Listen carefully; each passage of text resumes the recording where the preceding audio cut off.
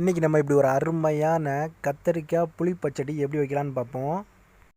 இந்த வீடியோக்குள்ளே போகிறதுக்கு முன்னாடி என்னோடய சேனலுக்கு புதுசாக வர்றவங்க என்னோடய வீடியோக்கு கீழே உள்ள ரெட் கலர் பட்டனை கிளிக் பண்ணிக்கோங்க, பெல் பட்டனையும் கிளிக் பண்ணிக்கோங்க.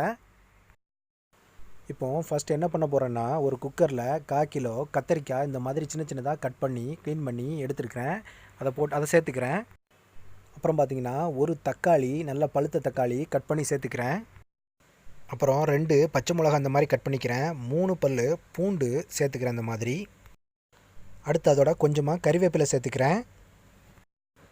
அடுத்து பெரிய வெங்காயம் எடுத்துருக்கிறேன். இந்த பெரிய வெங்காயத்தை சின்ன சின்னதாக இந்த மாதிரி கட் பண்ணி, பெரிய சைஸில் உள்ள பெரிய வெங்காயம் எடுத்துருக்கிறேன். இந்த மாதிரி கட் பண்ணி சேர்த்துக்கணும்.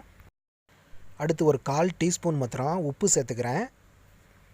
அப்புறம் இதோட ஒரு 200 ml மாத்திரம் தண்ணி சேர்த்து குக்கரில் வச்சு ஒரு 5 விசில் வச்சு நம்ம எடுத்துக்கலாம்.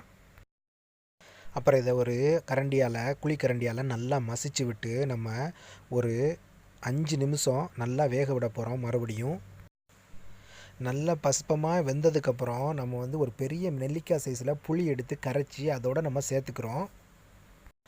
புளிப்பு எவ்வளோ இருந்தால் போதும் அப்படிங்கிறத நம்ம செக் பண்ணி பார்த்து டேஸ்ட் பண்ணி பார்த்து நம்ம சேர்த்துக்கலாம் புளி தண்ணி.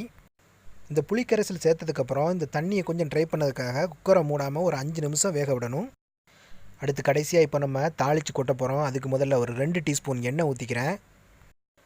அப்புறம் எண்ணெய் சூடானதும் ஒரு 1/2 டீஸ்பூன் கடுகு உளுந்தம் பருப்பு சேர்த்துக்கிறேன். அதில் கொஞ்சமாக கறிவேப்பிலை சேர்த்துக்கலாம். ஒரு கொத்து கறிவேப்பிலை சேர்த்துக்கலாம்.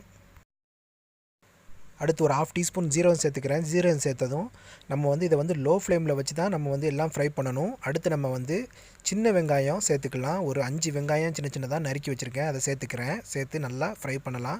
லோ ஃப்ளேமில் தான் வைக்கணும். அடுத்து ஒரு 4 காஞ்ச மிளகாய் வத்தல் சேர்த்துக்கிறேன்.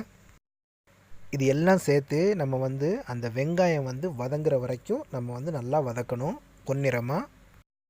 இப்போ பார்த்தீங்கன்னா வெங்காயம் எல்லாம் ரெடி ஆயிடுச்சு, தாளிச்சாச்சு, ரெடி பண்ணி வச்சாச்சு. இப்போ பாருங்கள் அந்த பச்சடியில் கொட்ட போகிறோம்.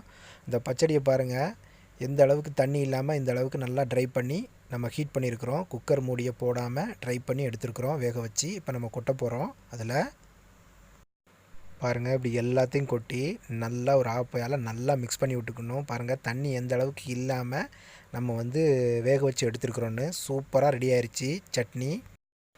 தாளித்து கொட்டி எடுத்துட்டா ஒரு பவுலில் கொட்டிட்டா இந்த மாதிரி இருக்கும் பாருங்கள். செம்ம டேஸ்ட்டாக இருக்கும். இது இட்லி, தோசை, நம்ம கறி குழம்பு, சாப்பாடு எல்லாத்துக்கும் செம்ம காம்பினேஷனாக இருக்கும். நீங்களும் இது போல் செஞ்சு சாப்பிட்டு பாருங்கள். இந்த வீடியோ உங்களுக்கு பிடிச்சிருந்துச்சின்னா லைக் பண்ணுங்கள், கமெண்ட் பண்ணுங்கள், உங்கள் ஃப்ரெண்ட்ஸுக்கும் ஷேர் பண்ணுங்கள், மறக்காமல் சப்ஸ்கிரைப் பண்ணுங்கள். என்னோட இந்த வீடியோவை பொறுமையோடு வாட்ச் பண்ணதுக்கு மிக்க நன்றி. மீண்டும் SMS மாஸ்டரோட அடுத்த ஒரு சுவாரஸ்யமான வீடியோவில் நான் உங்களை சந்திக்கிறேன். நன்றி.